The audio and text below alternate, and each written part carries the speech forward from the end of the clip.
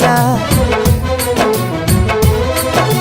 ममता के अनमोल खजाना कबो न दिल से तेजा, धड़केला हरदम बेटा खाती माई के करेजा, कुहकेला हरदम बेटा खाती माई के करेजा।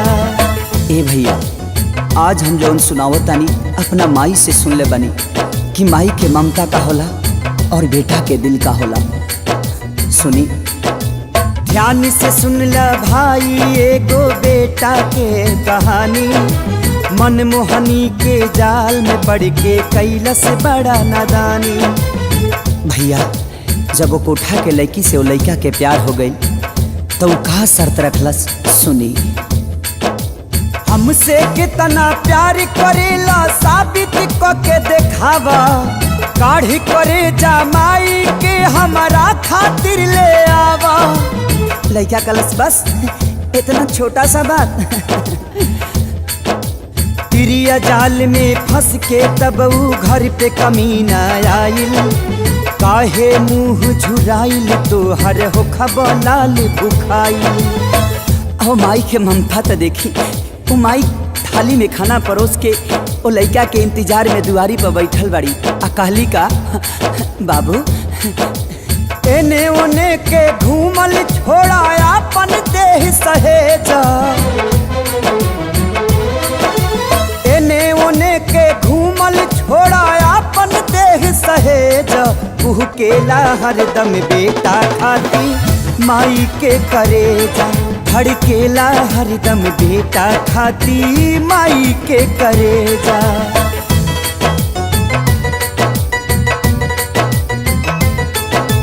इतना पर भी ऊ कपूत बैठल माई के पंजरा, खाए लागल खाना माई हाके लगली अचरा।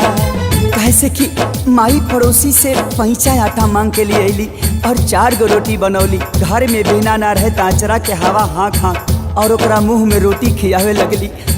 अपने पानी पी के सुत गई, लेकिन वो बेटा कैलस का, खींच के खंजर सीना में मरल सबू अपना माई के, काढ़ी करे जा लेके चलल ना आइल दर्द कसाई के।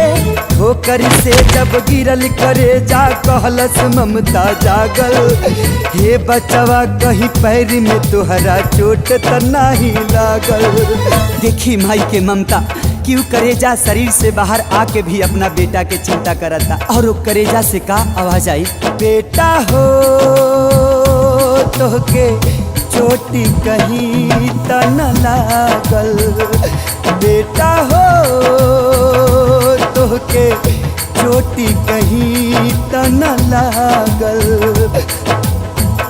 और आखिरी बार वो करेजा से का आवाज आवता, सुनी जहाँ जाए के बात हके जल्दी उठा के ले जा, जहाँ जाए के बात हके जल्दी उठा के ले जा, तू केला हरदम बेटा खाती माई के करेजा, तू केला हरदम बेटा खाती माई के करेजा।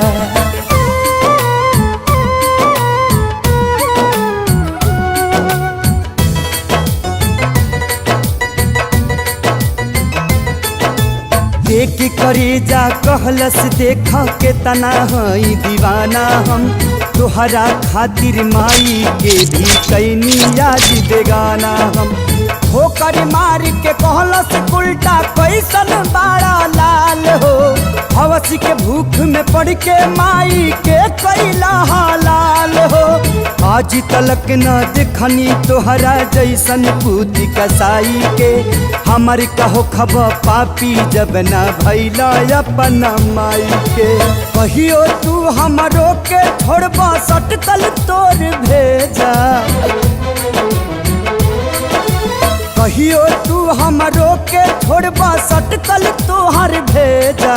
तू केला हरदम बेटा खाती माई के करेजा, धड़केला हरदम बेटा खाती माई के करेजा।